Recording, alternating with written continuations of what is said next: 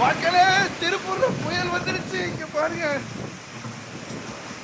ஐயோ மக்களே, என்னன்னு தெரியல. திருப்பூர்ல பாத்தீங்கன்னா சரியான புயல் அடிச்சு நவத்திக்கிட்டு இருக்கு. முடியல, என்னால எல்லாம் பறக்குது.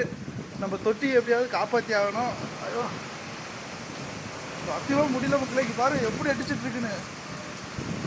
என்னன்னு தெரியல. நேற்று பார்த்தீங்கன்னா சிறுமுகையில் சரியான புயல். அம்மா ஆசிக்கு ஃபோன் பண்ணி சொன்னார். எங்கள் ஊரில் எதுவும் நடக்கலைன்னு சந்தோஷப்பட்டா. இங்கே பாருங்க எனக்கு பயமாக இருக்குது. எல்லாமே உளுந்துக்கிட்டு இருக்கு. இங்கே பாருங்க ரோடு எப்படி இருக்குன்ட்டு. ரோட்டில் போகிற வரவெல்லாம் அங்கே பறந்துக்கிட்டு இருக்கான். போனோடனே பார்த்தீங்கன்னா அடிச்சு தூக்குது. வாடா. இப்போ நம்ம தொட்டி எப்படியாவது காப்பாற்றி ஆகணும்.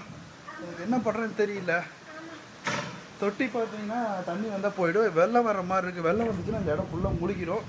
எப்படியாவது நம்ம விரால் மீனை காப்பாற்றணும். நம்ம விரால் மீன் எல்லாமே பார்த்தீங்கன்னா நல்லா வளர்ந்துருச்சு. இதில் ஒரு 6 விரால் மீன் இருக்குது. அதில் பார்த்தீங்கன்னா கிட்டத்தட்ட ஒரு 70 விரால் மீன் இருக்குது. எப்படியாவது அதை காப்பாற்றி ஆகணும். மக்களே, எனக்கு பயமாக இருக்குது. மறக்காமல் உங்கள் ஊரில் புயலா என்ன கண்டிஷன் சொல்லுங்கள். மழை வராமல் இருந்தால் கூட தப்பிச்சிடும். காற்று வந்துச்சுன்னா எதாவது போட்டு மூடிடலாம்.